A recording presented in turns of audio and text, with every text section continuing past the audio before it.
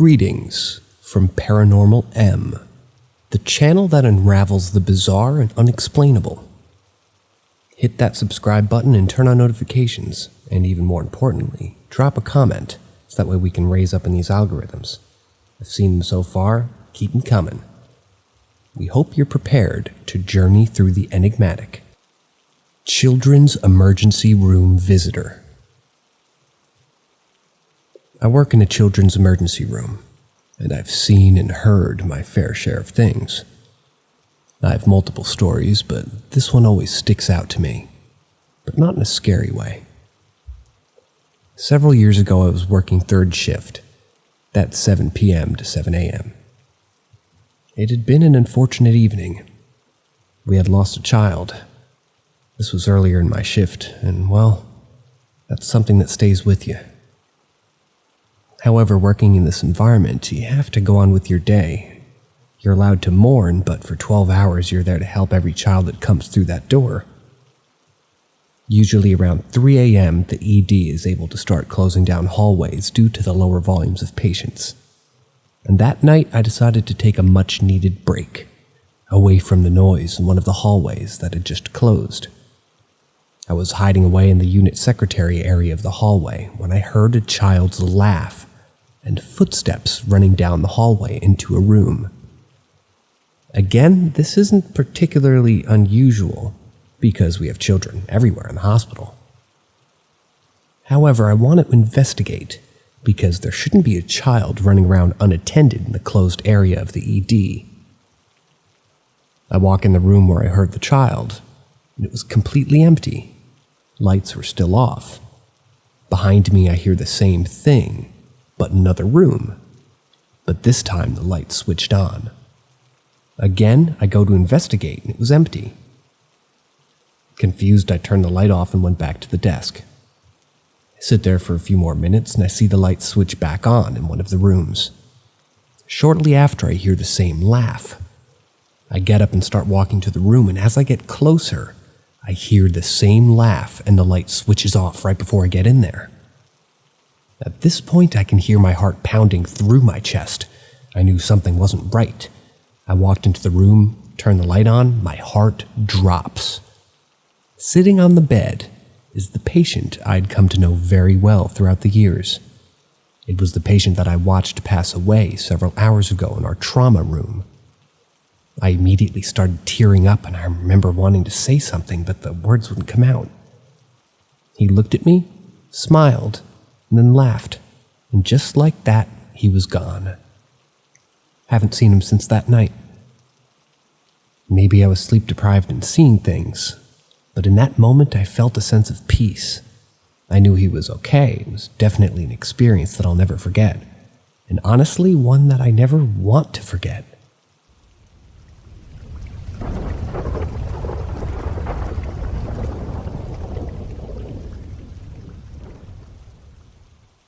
This place/event still haunts my dreams. I had just come home from my first summer, my freshman year of college. My parents were in the process of their divorce, and both decided to vacate the house and leave me alone. I was angry and confused, and I felt abandoned by my own parents, refused to talk to either one of them. I hated being in the house alone. I never liked being there alone, even when my parents were still together. Eventually, the foreclosure note appeared on the front door. My parents gave up on the house, and I felt like they gave up on me. With the short notice, I knew I wasn't going to have the money, so I decided on getting an apartment with my friends. There was about a 2 to 3 week waiting list, so we just stayed in the house leading up to moving into the apartment. They knew about some of my experience in the house and had witnessed many things just for the short amount of time that they stayed there with me. Do not ever play with Ouija boards. That's what everybody says. We didn't have the real thing, so we made one from a piece of cardboard and a little whiskey glass as a planchette. This was all a joke to them. They were just asking random questions and getting random responses. Nothing too scary. Nothing too serious. They were laughing and making fun of the entire situation. I felt uneasy the entire time. I knew what the house was capable of. For some odd reason, I knew it was holding back. They got bored easily and eventually stopped playing. I was somewhat relieved. We were sitting around in the kitchen when we heard scraping on something, coming from the living room. When we went to investigate, we saw the glass moving around the board by itself fairly fast. It was landing on different letters, but in a weird, repetitive way. I can still hear the sound in my head. This was clearly terrifying and wasn't what or who we're previously making contact with. We grabbed a piece of paper and spelled out the words it was making. There are 7. At this point, most people would walk away, but we were all too intrigued. The house was starting to show its true nature. We positioned ourselves around the board, placed our fingers on the glass. I asked, "Who or what is the 7? It spelled out B-A-D, and then spelled D-E-M-O-N-S.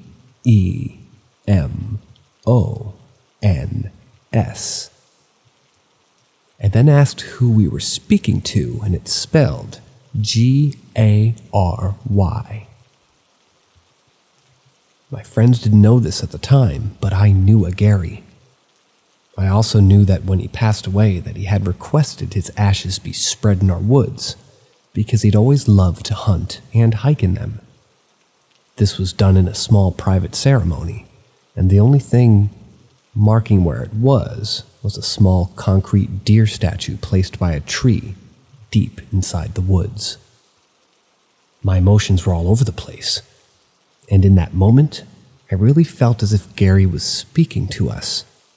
The energy was insane, but there was a calmness in that moment.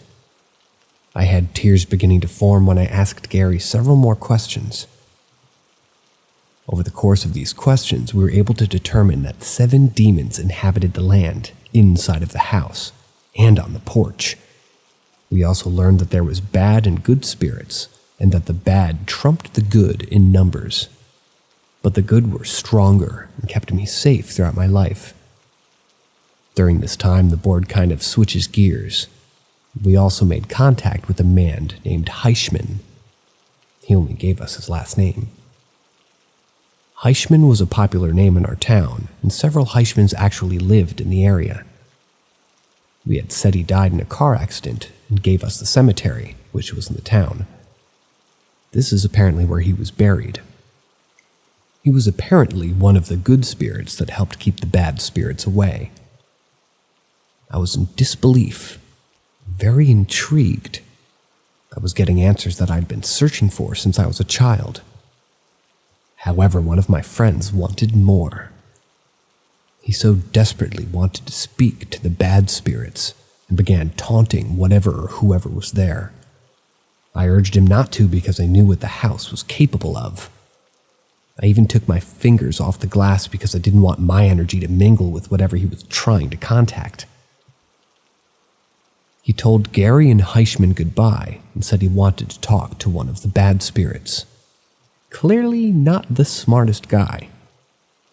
He kept demanding a name with no response. Even after everything he had just witnessed, he wanted more proof. He had a cigarette and dared one of the spirits to roll it off the board. If the spirit did this, he would give them the lighter to smoke it. Again, just taunting the house to show him more proof. But it happened. Not only did the cigarette roll off of the board and onto the carpet, it rolled back onto the board. This means it had to roll up over the lump separating the board from the carpet. We all immediately jumped back. Everybody's fingers came off the glass and the energy in the house became thick. The house was alive. The lights began to flicker. The sinks began to spill water full blast. The ceiling fan cords began to swing in circles. You could hear something stomping around on the porch. Whispers were coming from every corner of the house and the basement. Doors started to slam, and the famous shadow figures from the catwalk in the basement were back. No matter how many times we apologized, it wouldn't stop. My house had 5 doors, one on each side and one leading out from the basement. We ran to the front door, wouldn't open. Something was holding it closed. The only door we were able to get out of was one of the side doors, but it slammed behind us, nearly knocking my friend to the ground. Once we were outside, we could hear something running up to us on the porch. We all dove off the side stairs and into the grass. Whatever was on the porch kept running beside us while we were running for our car in the grass. I couldn't see it, but I could hear it. When we jumped in the car and started up the driveway, something hit the back window so hard that I could see a hand imprint on the glass. We stayed at a friend's house that night, but I don't think either one of us actually slept. The events of that night were truly traumatizing. Reliving it now, my heart's pumping so hard because I remember feeling it all. We had to go back to the house eventually, though, and it was a day, and we were all just dreading it. The doors were locked. We didn't lock them, but the inside was totally trashed. There was stuff everywhere. However, the Ouija board didn't look like it had ever moved. It was in the spot we left it, with a single cigarette laying in the middle of the board. The only thing that was different is the whiskey glass appeared to be on top of the number 7. We quickly grabbed all of our essential items that we needed for the apartment and left the bigger items for later. I'd like to say that we never experienced anything again, but we were all convinced there was a lot of residual activity. The apartment we moved into was somewhat new, and there would be just a lot of odd things that would happen. I first started experiencing sleep paralysis around that time, and I'd occasionally wake up in the middle of the night to a dark figure standing in my doorway. From that point on, I never felt alone. I've never gone back to the house after I moved my stuff out. I know it foreclosed, and I believe it was sold during an auction. I have no idea who the new occupants are. They were apparently not from the area. However, I still feel such a strong connection to the house. Whenever I visit my hometown, I feel a strong urge to go to it, just to drive past it, but I never do. It haunts my dreams often, and I'm constantly reminded of it and of the spirits associated with it.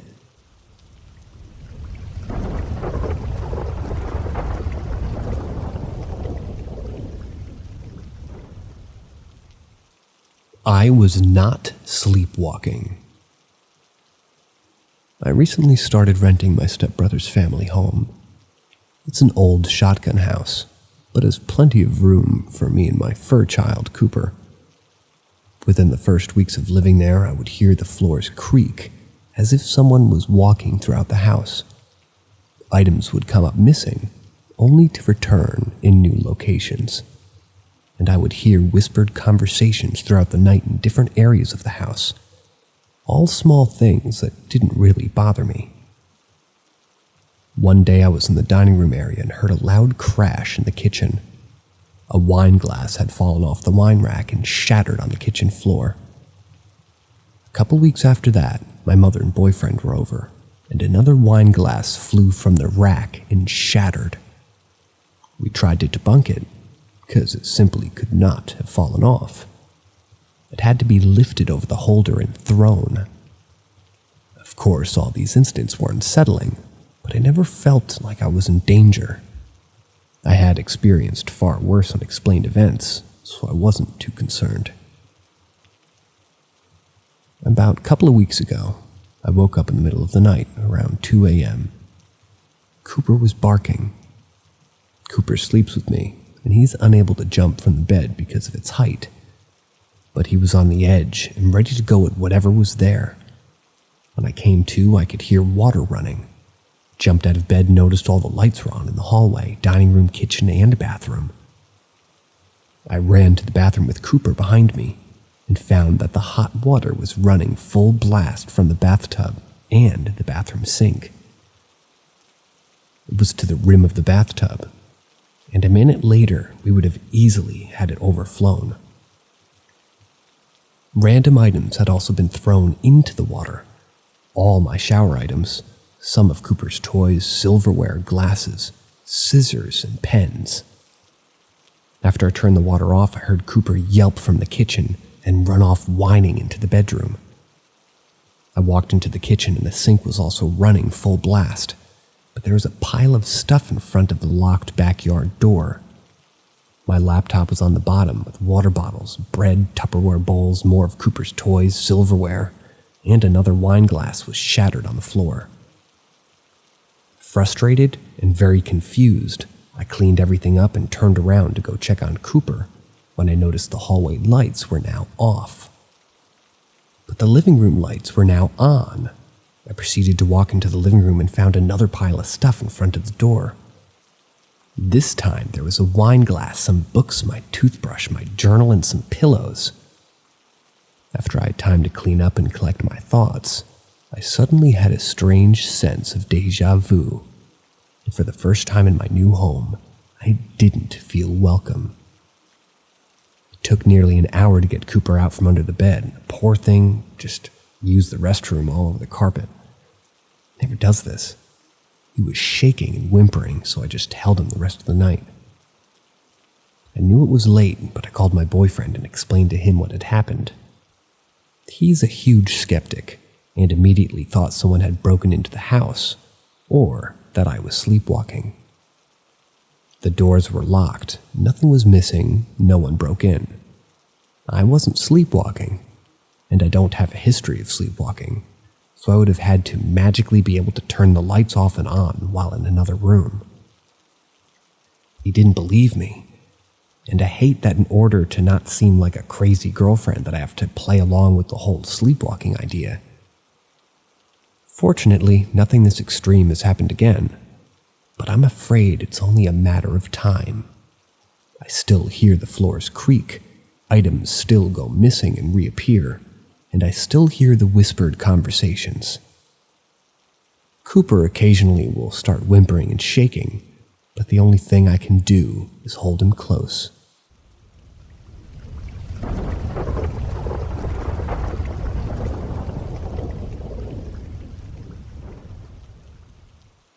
Never leaving house guest. I had another experience last night with a familiar friend. It occurred at my aunt's house around 7. The family's nicknamed him Old Man Flannel because he's not shy to make himself known. My aunts have been living in the house for roughly 20 years. There are dozens of stories of his apparition being seen walking in the hallway.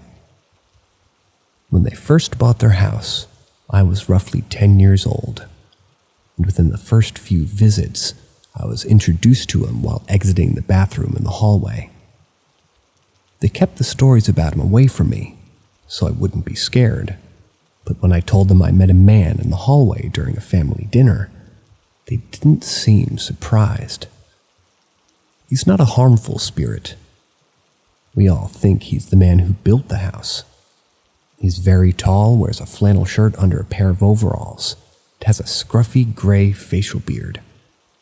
He tends to stay in the hallway of the house, the original parts, peeping around corners into the bedrooms. I lived with my aunts for about a year, and I saw him several times looking into my bedroom or just walking down the hallway to just disappear once he reached the kitchen or back door.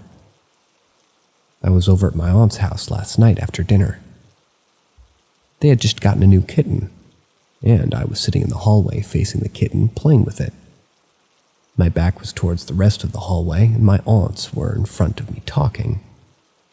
From behind me, one of the kitten's toy balls rolled up next to me with enough force for the bell to ring. I looked behind me to see our old friend walk into one of the bedrooms. I said a few choice words while jumping up into the kitchen and started explaining what had just happened. They proceeded to tell me how the ball rolls down the hallway at night, when they're in bed with the kitten specifically. Apparently, he really likes the kitten, who they named Sage. He's always there, and even though it never gets less creepy seeing or hearing him, Old Man Flannel is just part of the house. Everybody just has to learn to accept it.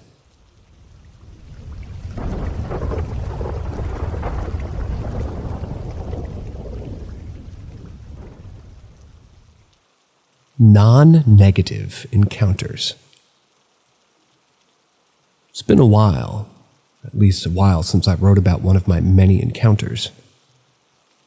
I had to take a hiatus because I believed stirring up these old memories has caused more activity. Mildly in my life, though. I've been seeing shadows walking the hallways, hearing whispers. Stuff has been moving to only show up later. Just odd occurrences. Nothing too scary. I'm just going to speak about a few small encounters, the happy ones, that have happened to me throughout the years that were just a reminder that something was always with me. Sorry for grammar errors, I'm typing on my phone. You're forgiven, sir. I first would like to talk about my Uncle Steve. He wasn't a biological uncle, step-grandpa's son, but we had a very close relationship. I love art and drawing as my passion. We shared that. God, he was an amazing artist. He died suddenly from a heart attack when I was a teenager. And despite him not being a blood uncle, his death broke my heart into pieces. However, I would feel him every now and then. Do you know how some people just produce a certain kind of energy? How you feel it when you're around them? Steve had that when he was alive, and I also believe he had that after his death. There were several small incidents that just made me smile, but I want to talk about one in particular that happened around Christmas and was also witnessed by my grandmother, his father, my mom, and my father. It was the first Christmas after his passing. The year before, he had brought my grandmother some wind chimes. She didn't want the weather to damage them, so she kept them inside. We were all sitting around the Christmas tree just reminiscing about old times and Uncle Steve. Suddenly, the wind chimes in the kitchen began to make music and move. Granted, there was no wind inside the house, and really no logical reason they should suddenly begin to move. We all smile and joke that Steve was there with us. It was a pleasant feeling. At this point in my life, most of my family had accepted the fact that I had an unusual connection with the supernatural, so they asked me to start talking with him. I asked, "Uncle Steve, is that you? Are you here?" In that moment, the lights on the Christmas tree blinked, which was unusual because they had been on the entire time. Out of curiosity, they had asked me to ask more questions, such as if he was happy, if he watched out for us. Nothing too over the top. After every question, the lights would flicker and the wind chimes would make music. It truly was amazing. We all were in tears because you could feel he was there. I still feel Uncle Steve occasionally, and I have many of his art pieces. I also would like to talk about my Aunt Jean. She was such a lovely lady and passed away unexpectedly from blood clots after surgery. Her death was devastating to my family, and I don't think we've ever recovered. A few months later, I got really sick, coughing up blood, and I wasn't able to catch my breath. I took myself to the hospital, and it was quickly determined that I had 7 pulmonary embolisms. One was the size of a $50, and the blood was coming from my right lower lobe because I had a blockage. I was only breathing 52%. I was in pure panic. I knew I had to call my mother and my family because I was getting admitted to the ICU. After losing our Aunt Jean from the same thing, I was more concerned with their reaction than my diagnosis. As I started ringing for my mother, I had a mental image of my aunt telling me everything was going to be okay. I instantly had a calming sense come over me. Instead of crying into the phone to my family, I told them what was going on and that I was going to be okay. Everybody rushed to the hospital. I don't remember much, at least when I was awake, but I had a dream that day. They instantly gave me pain medicine, which always puts me to sleep. But I had a dream of my Aunt Jean. It was a dream full of bright, beautiful colors. And she was walking towards me, surrounded by flowers. She hugged me so tight and grabbed my face and told me not to be scared, that I was going to be okay. remember the dream so vividly. There was red and blue birds flying everywhere. And the sky was such a beautiful color of blue. When she touched me, I really felt her. It felt so real, so calming. When I woke up, my mom was there. She flew up from Florida that day. My dad, my aunts, and so many of my friends. They all said I was talking in my sleep and smiling. The hospital stay was about a week, and I had a long recovery. I had to have Lovenox shots for 6 months. We discovered that the clots were due to my birth control at the time. Brutal. During my recovery process, I would see tons of cardinals and bluebirds, and would instantly get a feeling of relief because I knew it was my aunt just checking in on me. 2 months ago, I had a pretty major surgery, and I once again developed multiple pulmonary embolisms. I had another dream with Aunt Jean in it. It was just as colorful and just as calming. She told me not to give up, that this too will pass. I was only in the hospital for 4 days. Caught them early. It's the same recovery, Lovenox shots for 6 months. However, I've seen a cardinal nearly every day since I left the hospital, and I know that my Aunt Jean is watching over me every single day. Not all supernatural and unexplained experiences have to be negative, you know.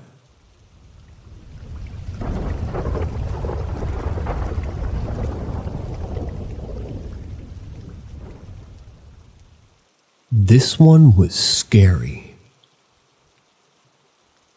Several years ago, I decided to make the stupid decision of moving in with my now ex-boyfriend. We will call him Bob. It just seemed logical at the time instead of paying 2 rent payments.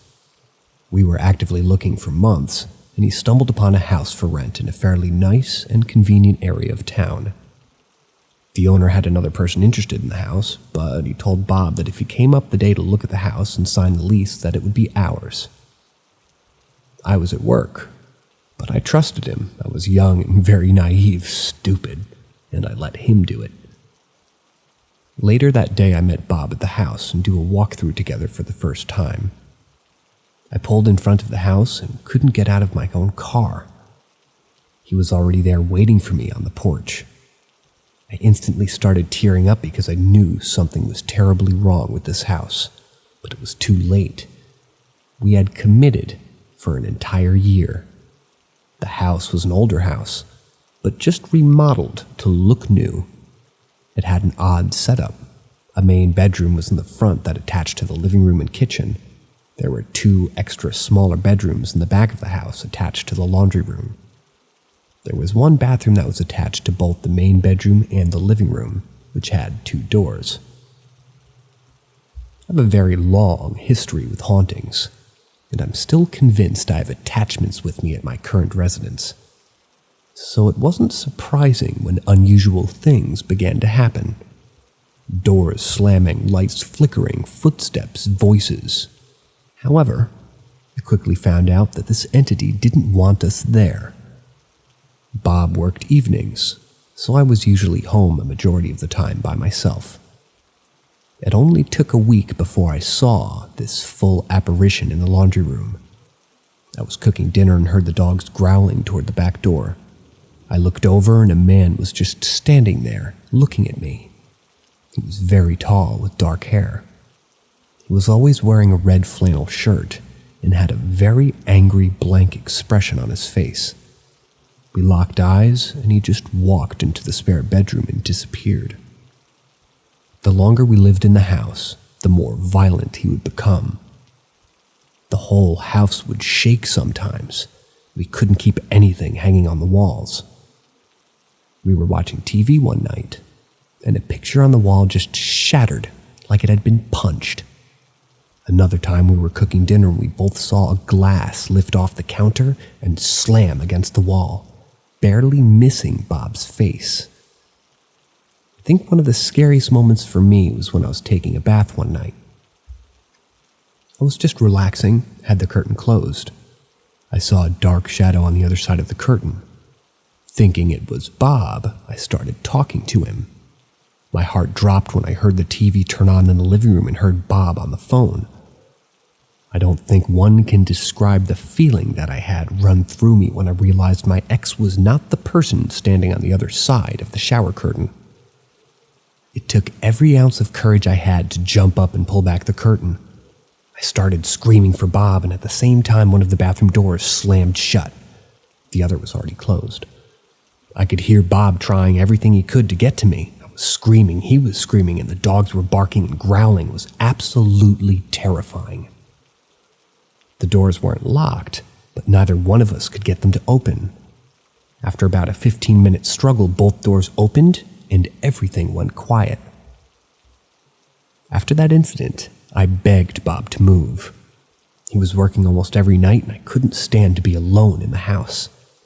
I felt like a prisoner and began to isolate myself to the main bedroom because that seemed where the least amount of activity was.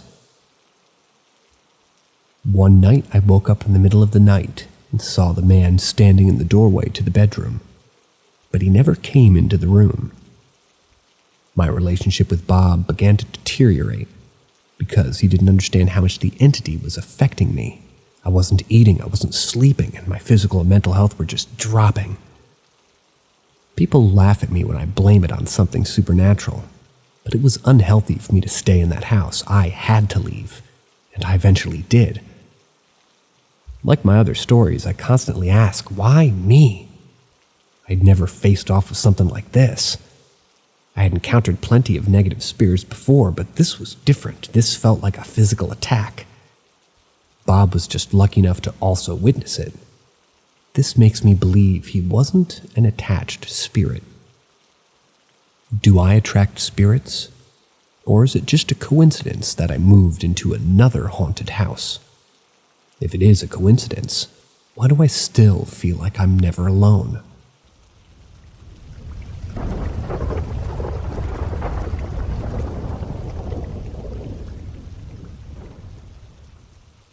New house, new haunting. When I was 12, my family and I moved into a new house. This house was built specifically for us on 22 acres of land and woods in southern Indiana. It was a gorgeous house, 3 bedrooms, full basement, wraparound porch, and a catwalk that attached the 2 upstairs rooms and overlooked the living room. My father even had a pond dug out for the front yard, and our backyard was nothing but miles and miles of woods. I was so optimistic about moving because how could a brand new house be haunted, right? Well, I encountered very bad entities that in no way can compare to my earlier encounters. Reliving some of these encounters are truly unsettling, but I think it's important. I should have followed my gut the first week we moved. I had a friend over and she was helping me unpack and get settled. We stayed up all night putting my clothes away, hanging pictures on the walls. Didn't have curtains up on the windows yet, and I can remember avoiding looking into the windows when it got dark because the woods had a very ominous feeling about them. Eventually, my friend and I were satisfied with our unpacking progress and fell asleep. I thought I was dreaming when we woke up the next morning. The majority of my clothes that were hung up were on the floor. Boxes that were still full when we fell asleep were dumped over, and the floor was covered with all of my belongings and trash. My parents didn't believe me or my friend, and my friend never came back to the house after that. In that moment, I wasn't scared. I distinctly remember being so angry, though. This was my first week in my new house and was supposed to be a new beginning. Couldn't understand how or why this was even happening. The level of activity in this house was beyond anything I could imagine. Throughout my early teenage years, I would do everything I could to not be home. I especially never wanted to be home alone. Lights would turn off and on, doors would open, and televisions would turn on and off. The water faucets would start running, items would move to only reappear. Glasses would fall off counters and break. Whispers, shadows, you name it. Eventually, my family began questioning such experiences, but they would just brush them off. There were several times they were present in the house. Shadow figures. There were so many shadow figures. The catwalk, stairs, and basement were the most common places I would see them. However, I was not the only person. The catwalk between the two rooms was basically a hallway without walls. It connects the rooms but looked down over the living room. The figures would just walk from my room to the other room, back and forth. They were nearly a full apparition but looked like a shadow, hard to explain. One night I had a friend over and we were home alone watching movies. I ran to the kitchen to get a drink and I could hear her screaming from the living room. I ran back in and she was trembling in fear because she saw someone walk from the guest room into my room. I had already seen this thing many times throughout the years do the same thing. I tried to explain what happens to my friend and even tried to get her to go upstairs with me to show her no one was really there. But needless to say, she ended up calling her parents and going home. On several occasions, I would be in my room watching TV with the door open and see the figure standing in the doorway of the guest bedroom. I would just shut and lock my door. And to me, this was my normal, but it doesn't mean it was any less terrifying. The shadow figures in the basement were worse. Our basement didn't have a door. It was just a staircase that went into the basement from the living room. Everything that we had in storage at the old guest house was down there. However, we also had a lot of World War I and World War II artifacts and memorabilia. My grandfather was a collector his entire life, and when he passed, our basement was the only space large enough to keep his life's work. We had medals, statues, guns, uniforms, flags, just to name a few.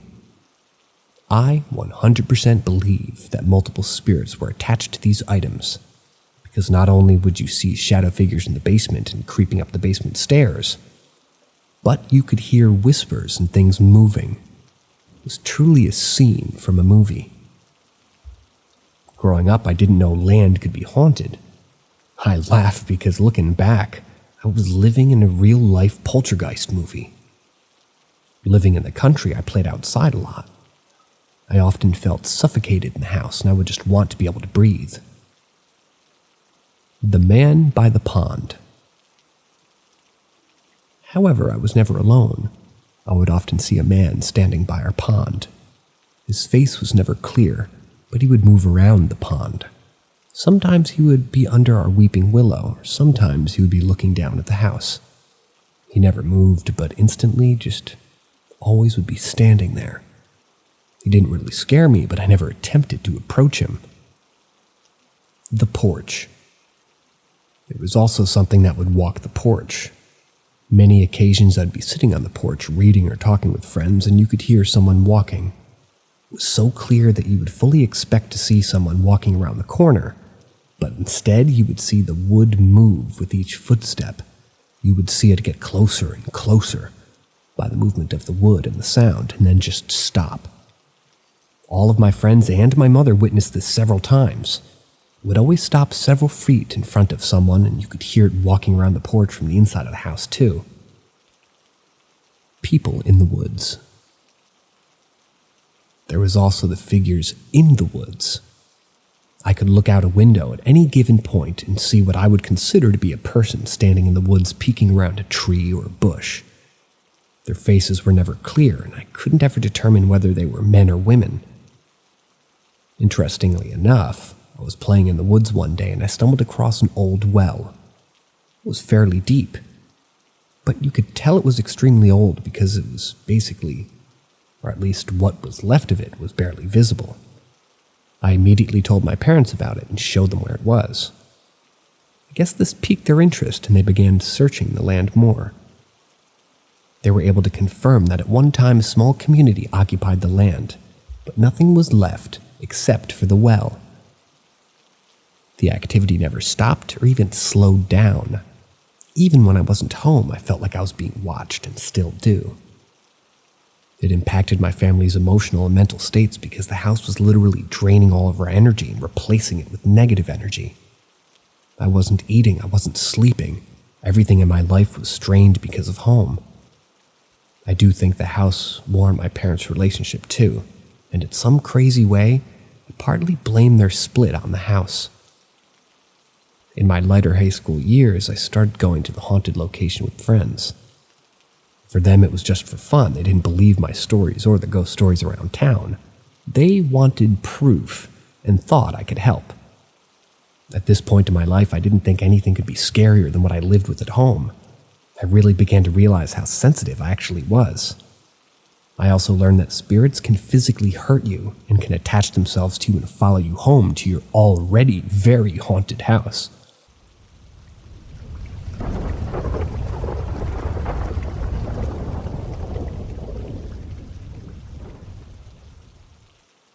Living in a horror movie. I know that we live in a world full of skeptics who are ready to write me off as crazy. I have 32 years of unexplained experiences, entities, feelings, and judgment, all of which I have documented in multiple journals. Early in my journey, I wanted to prove skeptics wrong. Now I just want them to be open to the idea that this is not a black and white world. There's so much gray, and although sometimes it's terrifying, it can change someone's entire perspective. I want to belong to a group of like-minded individuals who see and live in the grayness of the world. There was a point in my life that I was very social about things that I've experienced. I didn't fear people thinking I was crazy, and I was adamant about changing a skeptic's mind. In my reality, I didn't understand how or why a person could be a skeptic. My first memories as a child involved an imaginary friend. It was my form of normal. Now looking back, I know the things I experienced were definitely not normal, and that I had that so-called sixth sense, and was extremely sensitive to other things people were not. I've experienced things that others only experience while watching fictional horror movies. I lived in a horror movie. Man in the chair. As I mentioned, at a very early age I would see different entities around my house. My parents blamed it on an active imagination, but it was real, and at that time we lived in a very old house with an additional guest house attached. We just used the guest house as storage. We never had occupants. My father was an auctioneer who was constantly bringing home old antiques. One day my father brought home a green recliner to go in my room for my mother to read to me at night. However, an older gentleman with a black beard and a hat occupied the chair every night after my mother would leave. He would just sit there, appearing more as a silhouette or a shadow. He never spoke, and he never moved. He just sat there and watched me. I strongly believe fear is not something someone is born with, but instead comes from experiences.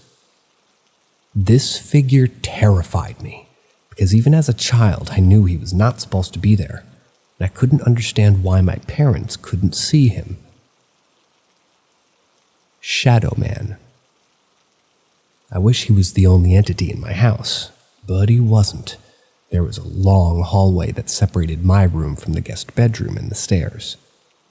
I would always see a shadow figure walking this hallway and going into the guest bedroom.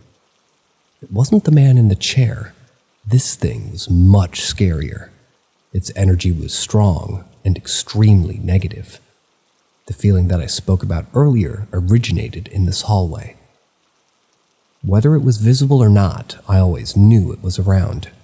I would run from the stairs to my room every single day. The entity then began to move around the house. I think one of the more terrifying things that happened was when I was around 10. I was getting ready in front of a mirror, and it was hanging on the bathroom door. There was a belt on the ground next to me, partially underneath the door. I remember vividly looking into the mirror and seeing the belt slowly slide farther under the door. Thinking I was being pranked, I opened the bathroom door. No one was there. However, the belt was now on the bathroom floor. Lady in White. Not only was this house leaving me in a constant state of fear and anxiety, but the guest house was a place I physically could not go into because of the dreadful feeling that it gave. The few times I did go into the guest house, I would always feel like I was going to get sick and would immediately leave. The guest house was a small house with a large attic. There was a big window in the attic that looked over the entire property. One morning, I was jumping on the trampoline with my friends.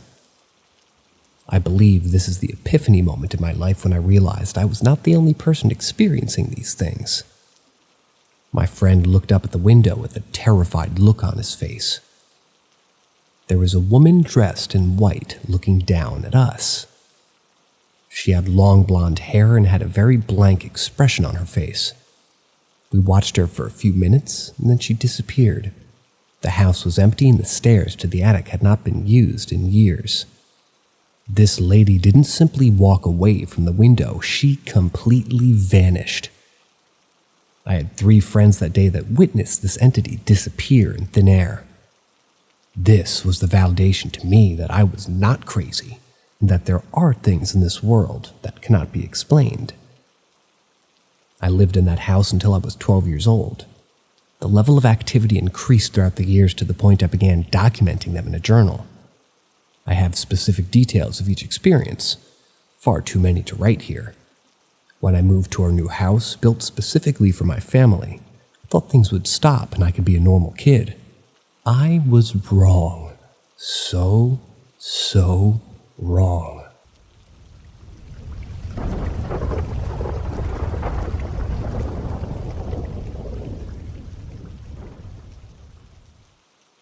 Light anomaly captured on my backyard security camera.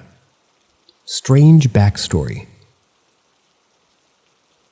So for anyone to really appreciate this, I have to give a little bit of background. This happened a couple of weeks ago. My alarm goes off at 5:50 in the morning on work days. I frequently wake up 30 minutes to an hour before my alarm. Often I lay there attempting to squeeze out a few extra minutes of sleep before I have to get up. On this occasion, this is exactly what I was doing. I was only half asleep. The best way I can describe it was I was aware that I was asleep. My mind was rather blank and rather calm. Suddenly I heard the sound of my doorbell. However, it wasn't the sound of my doorbell. I'm a somewhat light sleeper, so I opened my eyes wide and I was thinking, who the hell is at my door at 5:30 in the morning? Within seconds, I realized the sound I heard was not my doorbell. I was convinced I had imagined it. Sometimes both my girlfriend and I have auditory hallucinations in between sleep and wakefulness. For her, they're disruptive and loud, and for me, they're typically not too interesting and more sedative. Thought to myself, that's what happened here. I immediately pull myself at ease and try to go back to sleep. I dozed back off for a couple of minutes before finally waking up my alarm. I then had a thought. What if what I heard was my doorbell, and because I wasn't fully awake, I misheard it? My front door has a long chime. It actually plays the Westminster chime melody. It couldn't have been that. However, I have a battery-powered doorbell at my back door that only rings with one sound, dong. This was much closer to what I thought I heard. Thought just to be safe and make sure no one was lurking around at my house at 5:30, I should check the camera. This was right outside my back door. I know from being acquainted with many security cameras and how things look under infrared light that this is not an insect, and this is not a spider web. No headlights are able to shine in my backyard, and this is not a lens flare. I've never seen something like this on my own camera before. I definitely consider myself a believer in the paranormal, but I have a very skeptical mind when it comes to vetting what I believe, what I consider to be paranormal. If anyone has a theory as to a reasonable explanation, I'm all ears. But I'm happy with the explanation that this is paranormal. The fact that this corresponded with the strange doorbell sound that may or may not have been in my head has me very interested.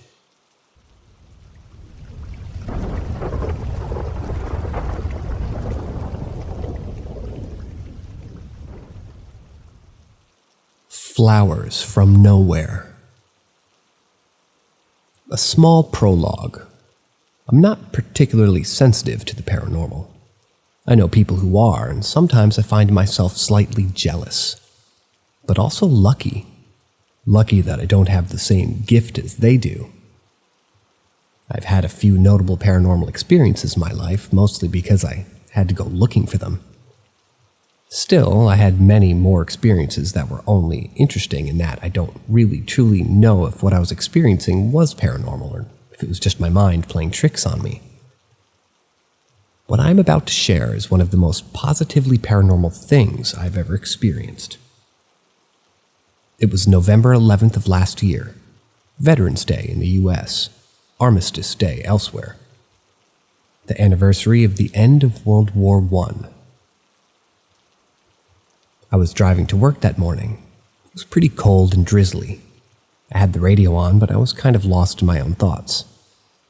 As I was getting closer to work, I remembered that it was Veterans Day. I consciously took a moment to think about veterans of all of our nation's wars. But before I knew it, I was much deeper in that thought. That moment of recognition turned into me solemnly imagining what it must have been like on 11/11/1918 on a stereotypically depicted battlefield of World War I. I imagined the confines of wet trenches, the weariness and tenseness that must have been felt at the end of that war. I imagined looking out of a trench upon the infamous no man's land. That was barren of life and vegetation, and how desolate it must have been. I imagined what it must have been like on that exact day under gray and dreary skies, just like today, to hear that the war was over, to hear the guns fall silent, and to look upon the scarred land. I imagined what the relief must have felt like, but also the awe and sorrow thinking about all that had been done. Suddenly I was back in my car, surrounded by the smell of lush and powerfully fragrant flowers. It was incredible. The smell was so strong it was as if you had walked into a flower store, and that the car was just utterly full of them. I immediately recognized what was happening. I breathed deeply and smiled. I didn't speak, but I mentally gave thanks and acknowledgement to whoever was there. The smell lasted for at most 15 seconds. It was strong and full for at least the first 7 seconds, as I sniffed deeply some more to try to appreciate it as much as possible. Then the smell began to quickly fade, and just like that, it was gone. I was left with a sense of profound satisfaction, serenity, and appreciation. I drive this route to work every day. Never have I ever smelled anything odd, chemical-like, or remotely confusing along that stretch of road, let alone the smell of flowers so strong it felt as if I were surrounded by them. Keep in mind also that this was a cold November morning. You all know as well as I do that the colder it is outside, the less fragrances you pick up on. I also ruled out my brain confusing the smell with the smell of exhaust or roadkill or anything like that. If I were to drive by a car with a stinky exhaust, that smell seems to linger for entirely too long before my car's ventilation system can cycle it out. The same can be said with the smell of a dead skunk. The smell I experienced was strong, sudden, and gone within a very short period of time. I absolutely loved this experience. I don't know if I tapped into something in that moment or that someone from beyond picked up on my recognition like some kind of radio signal. All I know is that no reasonable or scientific explanation could debunk this experience. It was absolutely phenomenal. I feel that what I received was perhaps an acknowledgement of thanks for taking time to remember people and their struggle. Or perhaps in that moment I tapped onto something far away in time and in place. Either way, I'm grateful for the experience.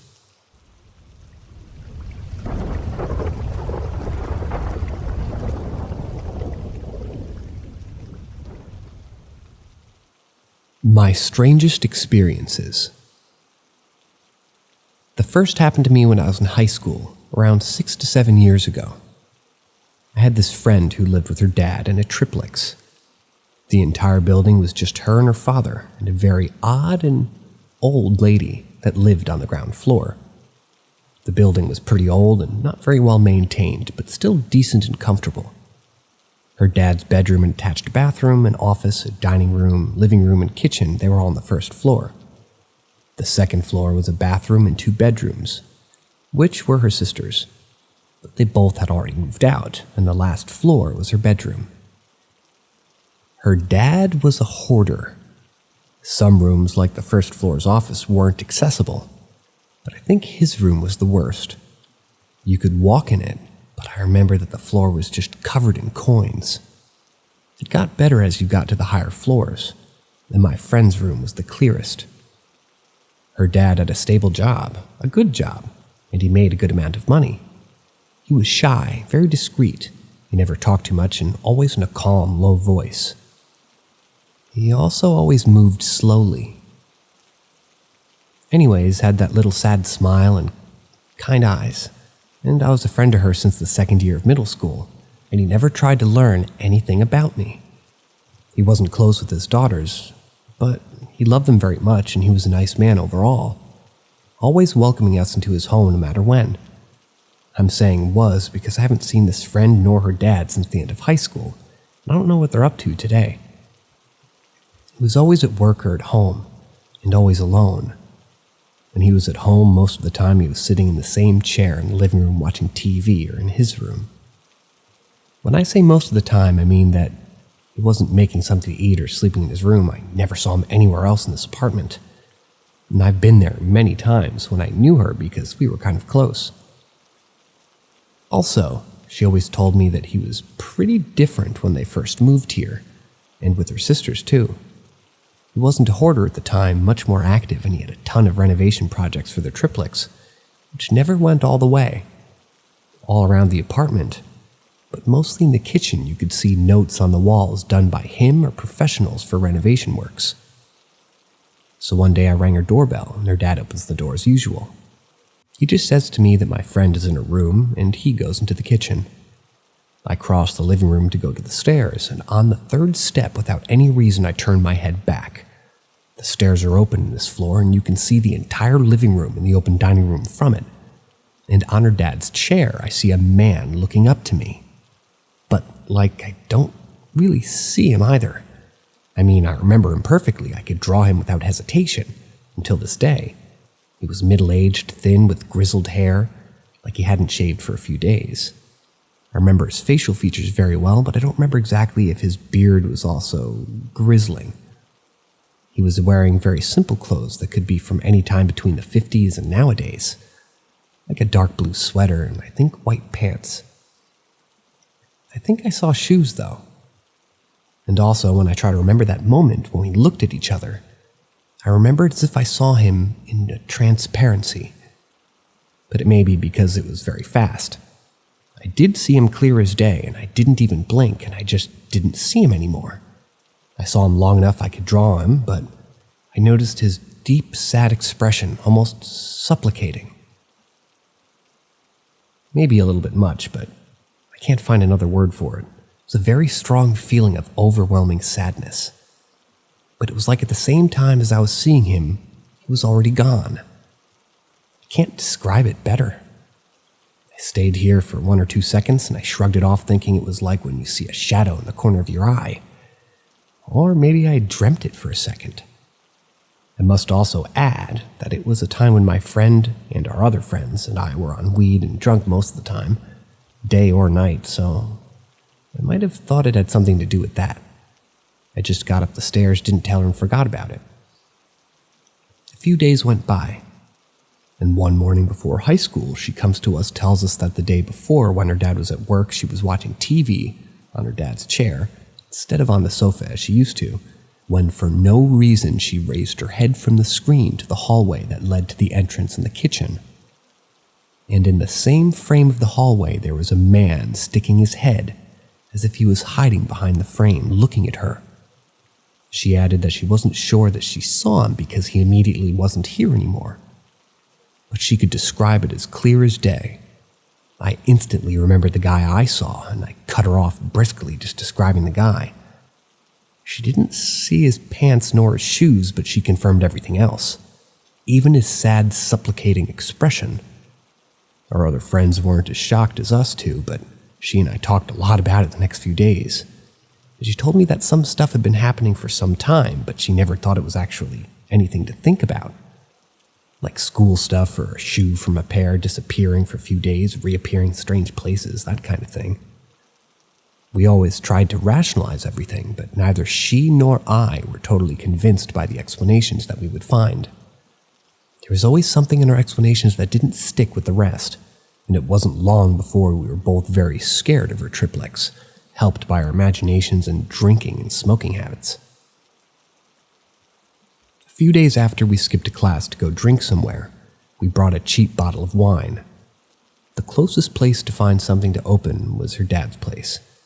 He was at work at the time, and her mom lived in the same town as her dad and us, and she was always staying less and less at her dad's since we talked about the guy. That day when she was opening her triplex's door, we were so scared, saying we needed to open the bottle fast and get out immediately. We went in, rushed to the kitchen, found a bottle opener, and when we started opening it, we heard loud noises from upstairs, like a door slamming shut. We froze and then heard loud and quick footsteps coming from upstairs. It couldn't have been her dad, but he was supposed to be at work, and it was so out of character. We took the bottle opener and just left, running scared to death. Nothing like that ever happened again when I knew her. I don't think anybody had seen that man again at her place. She started to stay at her dad's more and more as time went by. It was getting complicated between her and her mom, and the only thing that she told me that was happening, quite regularly though, were finding her school stuff full of water and in her bag, the interior of the bag being wet. Even if she checked it in the morning before going to bed, some shoe would be disappearing for days and would always reappear on the sofa, under the blanket in the exact same spot. Or at least it's all I remember, and it can be rationalized pretty easily, by possibly sleepwalking or stuff like that. But we always believed it could also be something else. We didn't stay friends much longer after all that. But because of stupid teenage drama, I don't have any news from her, nor her dad, since the end of high school. I don't know if anything like that's ever been happening since. The second experience happened to me the year after my high school graduation. I went alone to the other side of the globe to visit my mom.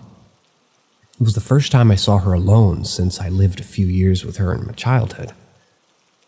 She had been living on the streets for some years and just got an apartment. As she didn't own many things, there was just a mattress on the floor where we both slept with no sheets, a desk that was here when she moved in, and a plastic garden chair. I stayed there for 10 days, and it was horrible for many reasons. Every night I had horrible nightmares. Not only every night, but every time I would fall asleep at her place. Even if I woke up from a nightmare in the middle of the night and went back to sleep, I would have nightmares again. But that can be explained away by the stress I was having during my stay with her.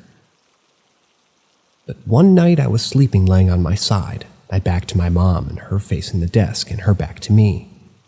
I was woken up by what seemed to be around 10 or 20 little hands, smaller than a child's, like 3 to 4 centimeters long, all over the front of my body, face, belly, legs, shoulders, and arms.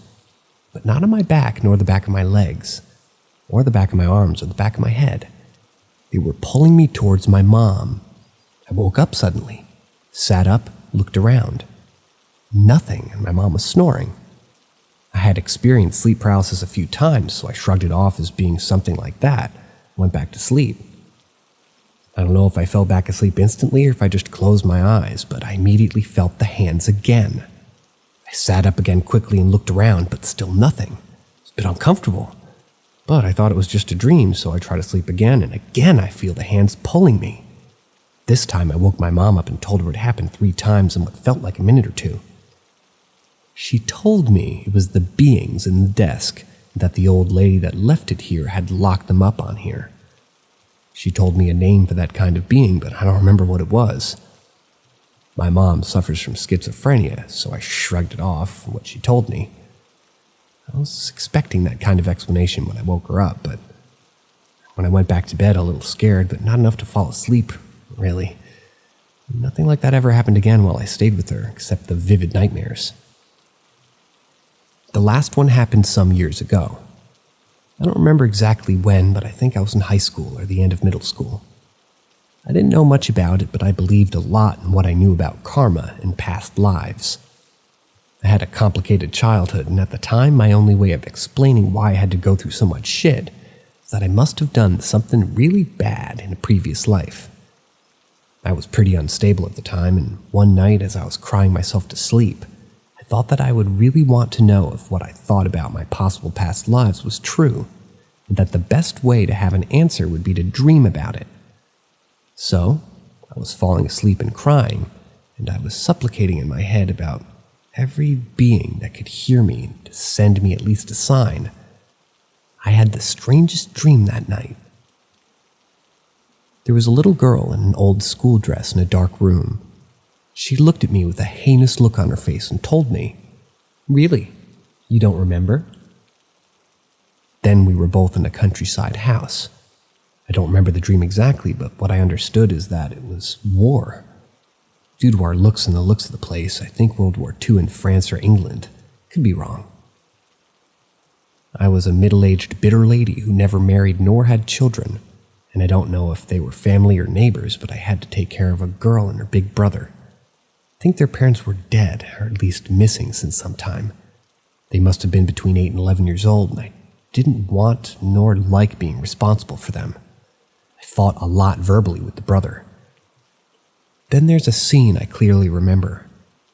I was reluctantly making dinner for us three, and we were sitting at the dinner table.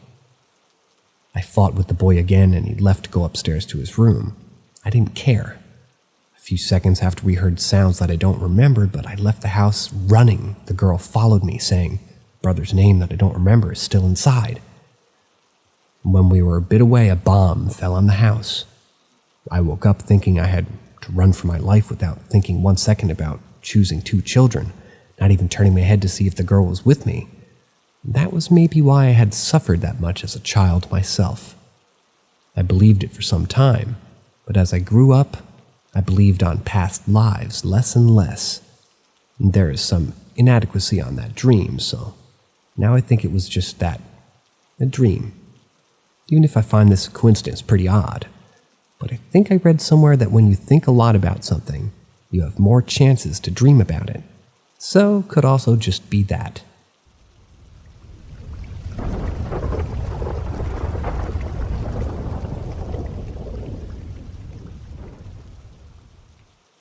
Still can't explain experience from several years ago.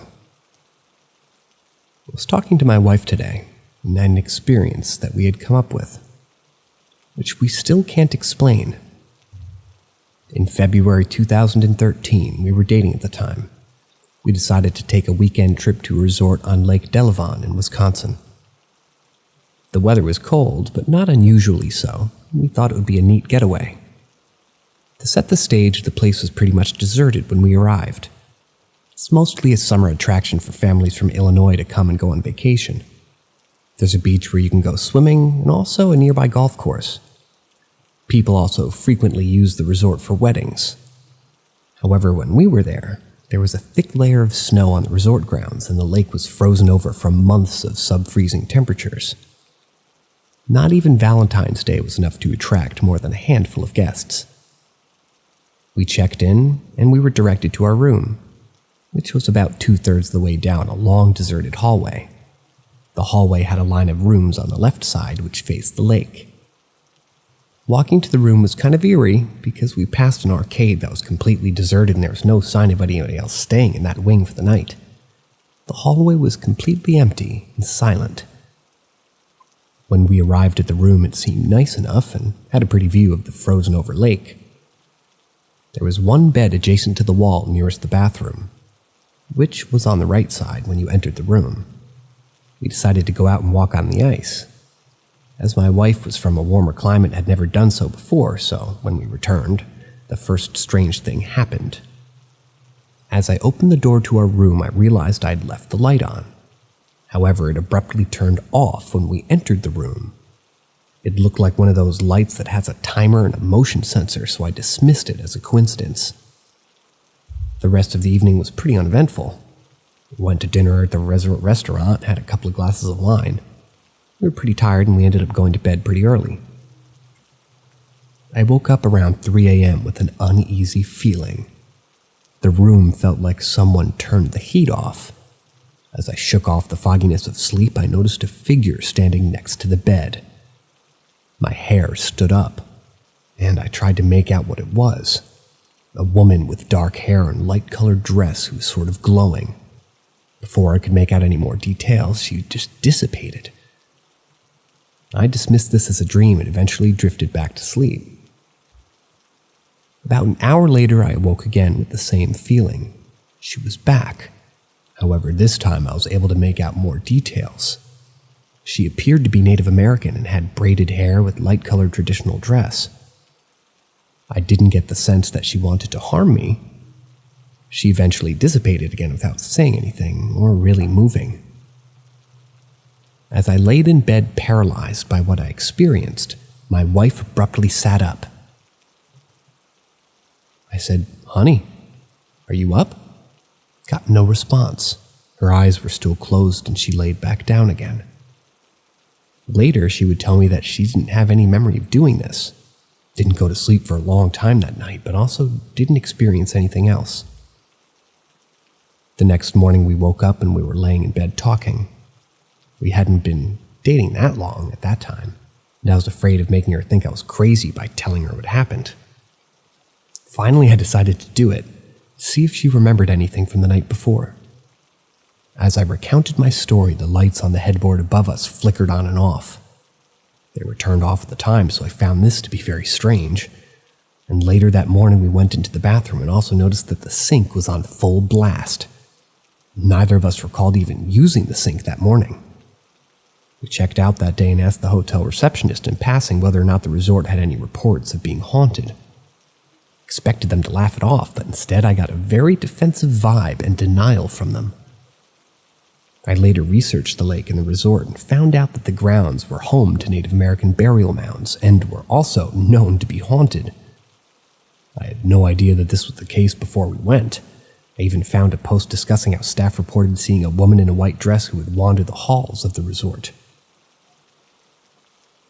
That's the end of today's stories, or tonight. Whether it be morning or night, see you later.